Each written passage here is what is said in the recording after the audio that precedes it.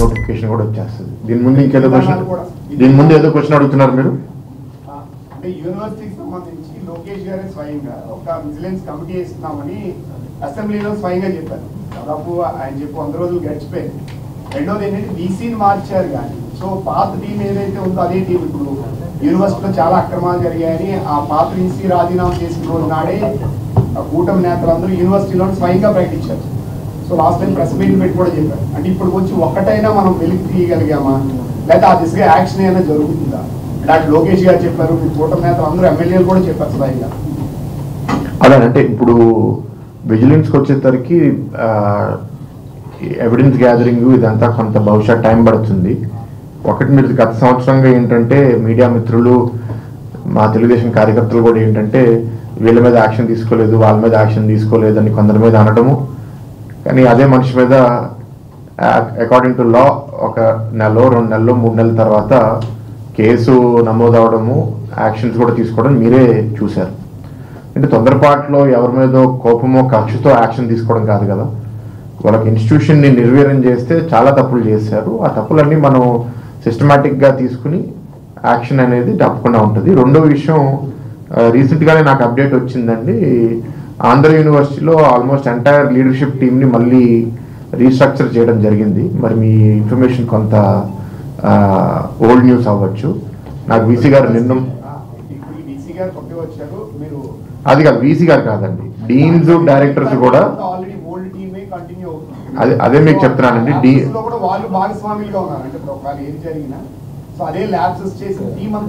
అదే నేను మీకు చెప్తున్నాను. ఇప్పుడు ఒక 25-30 పొజిషన్స్, అంటే డీన్స్ డైరెక్టర్స్ సంబంధించిన పొజిషన్స్ని పూర్తిగా రీషఫల్ చేయడం జరిగింది. వాళ్ళలో కొందరికి బాధ్యత పెరిగింది, కొందరు ఆ పదవిని ఇప్పుడు వదిలేసి తిరిగి వాళ్ళ డిపార్ట్మెంట్కి వెళ్ళిపోవడం జరిగింది, కొందరిని కొత్తగా లీడర్షిప్ పొజిషన్లు పెట్టడం జరిగింది. సో అది basis their leadership quality, their personality and past track record. Vice chancellor గారు ఇది ఒక మొన్న అనౌన్స్ చేయడం జరిగింది, నాకు చెప్పారు కూడా అది. సో ఇది కొత్త లిస్ట్ మీరు చూసిన తర్వాత నెక్స్ట్ ప్రెస్ మీట్లో మీరు నన్ను క్వశ్చన్స్ అడుగుతారు. కానీ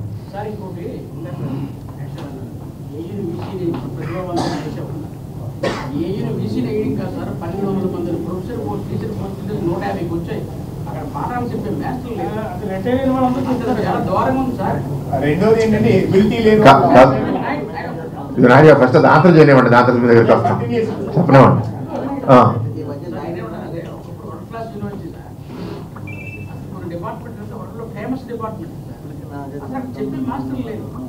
రిక్రూట్మెంట్ లేవు, 10-15 ఏళ్ళ నుంచి రిక్రూట్మెంట్ లేవు. ఇప్పుడు ఈ 150 మందిలో వచ్చే ఏడాదికి ఇంకొక 50 మంది పోతారు. అప్పుడు ఈ రోజు తారా వేయడం కూడా మస్ట్. ఈ ప్రాబ్లం ఒక ఆంధ్ర యూనివర్సిటీ ఒకటే కాదండి.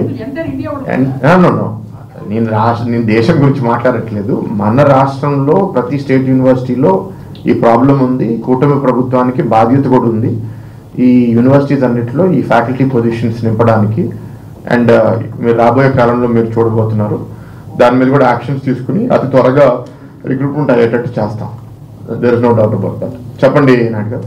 అంటే ప్రొఫెసర్ ఆఫ్ ప్రాక్టీస్ అని కొంతమంది ఎలిజిబిలిటీ లేని వాళ్ళు ప్రొఫెసర్ ఆఫ్ చైర్స్ అని, సో వాళ్ళకి ఎలిజిబిలిటీ లేదు, అలాంటి పోస్టులు ఇచ్చారు. వాళ్ళు అకాడమిక్ గా ఎఫిషియన్సీ ఉన్న వాళ్ళని, టాలెంట్ ఉన్న వాళ్ళు చాలా మంది ఉండొచ్చు.